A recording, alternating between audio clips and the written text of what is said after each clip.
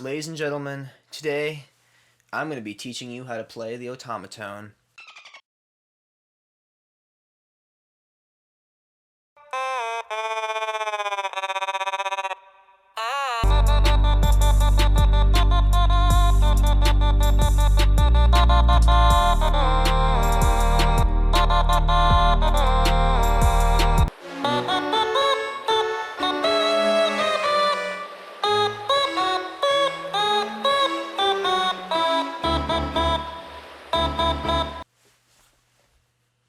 Okay, so first of all, what the heck is an otamatone? Well, it is a Japanese instrument, I suppose. You can call it an instrument.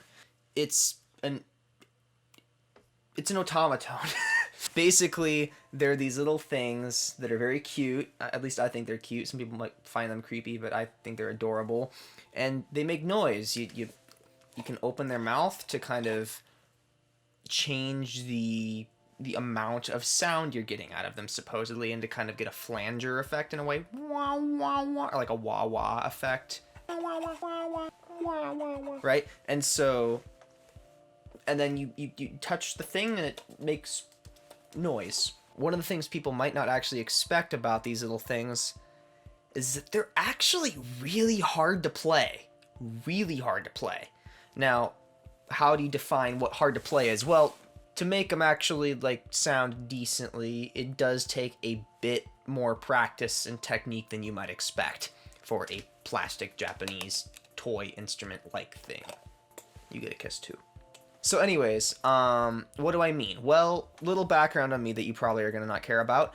I am a classically trained cellist from day one. That's how I pretty much started in music, besides, you know, the typical recorder, except, well, recorders I play come in sizes that are up to like this big, and tell me in the comments if you want me to make a cover with this, and I'll tell you what it is when I do it. But I started with cello, and cello is a type of instrument where, as many of you may know, there are no frets. It is an instrument that you have to know how to place your fingers in the perfect orientation and be absolutely on pitch. I was lucky enough to be born with perfect pitch, so I can give you any note at any time. Like an E flat is bum, if you know F sharp is duh, right? That kind of thing. I can do that. A lot of people can't. So finding notes is easy for me, and therefore makes otamatone easy, but I'm going to try to make things a little bit easier for you.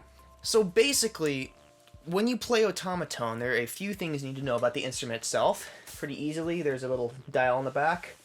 You turn it, and it gives you kind of a range of volumes. I just kind of keep it right in the middle so people don't get angry at me, because these things can kind of wail. You can actually...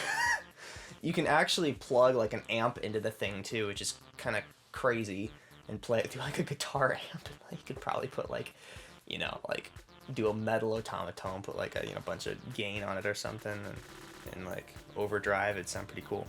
And then basically on this one and the other one alike, you have a little setting for 3 different tones. You have like, gives you like a high octave, a medium octave, and a low octave. Just for the sake of not, you know, killing your eardrums, don't go to the high octave. Medium octave, in my personal opinion, is the best to play at, because it just gives you a nice breadth of range, and that's every cover I've ever made has been done in the medium octave. When you're playing this instrument, number one, if you're going to learn how to play a song on it, you've got to listen to the song enough to have any idea of what the tones are. If you don't have perfect pitch, then you get a tone match. So for example, I did a cover of Bad Guy by Billie Eilish a while ago, and it starts off on what? Dun, that's G, and that is a note that you're gonna have to find. Dun dun dun dun dun dun dun dun dun. Right. So then you gotta kind of pitch through it, and there you are. There's your note, right? That's basically how you find a note. And then at that point, what you kind of have to do is orient your fingers around it and start figuring out what we call shifting, which is where you find a common pattern that you can use for your fingers, and then kind of move to a place where the next sequence of notes are. So for example, you could set it up like I did. I'm very familiar with shifting, so I find that 1 to 3 is going to give me that perfect interval between those 2 notes, right? And then I can move back one, or, and there's exactly it, right? There's the challenge of it, is it's hard to get the notes perfectly in tune. Or in that case, you could probably do 2, 4, and then 1 if you're not comfortable shifting. Right? And then, of course, that's basically how you establish learning a tune, is you have to find a pitch that works with the song and then kind of learn the intervals of the melody from there. You have to be familiar with the melody. Obviously, a lot of this is just kind of up to your ears. There's no automaton tab like there is for guitar, because it's, you know, it's an automaton. So that's basically the basics of it. This is, in a way, such a ridiculous video to make, because it's like, I feel like I'm putting myself on a pedestal as like the automaton god, because in no way, shape, or form I am at all. I just have made some covers with it and have some tips that make it a little bit easier to play this thing, because it's actually pretty hard to get the notes in tune.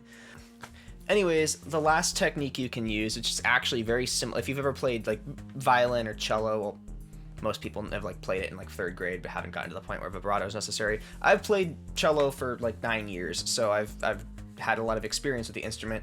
And one of the techniques you can use on cello or violin or viola or bass or whatever it might be is vibrato, which is quite simply just vibrating. It's not any of this like weird tight movement. It's more of like this loose kind of thing. And it's the same idea. Once you find a note on automaton, you just want to pretty up a little bit. It doesn't have to be or whatever it is, right? You really can you can add some love to it if you put it on and just kind of have some expression. This little pad really can pick up the expression in your hands, right? There you go. And there's a nice C.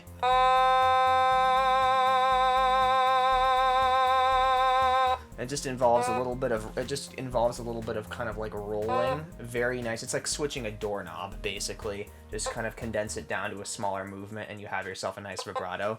And just work up to the high speed kind of slowly. That's how they teach cello vibrato, and surprisingly, it's like the same thing on the automaton. So that was a lot of kind of weird information about an instrument that people are probably like, why are you making a tutorial on how to play something like this? Well, because there actually is, in some ways, more to it than may meet the eye.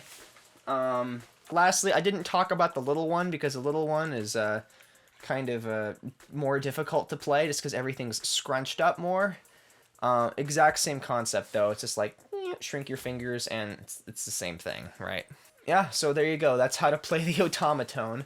I hope this video has been at least a tiny bit informative. It probably wasn't, but, you know, thanks for sticking around anyways. Yeah, cool. All right, well, this is not what I usually do. I make pop music. So if you're into that, check it out. Spotify is in the description. So yeah, anyways, thank you for checking out the video, and I'll see you next time. Bye.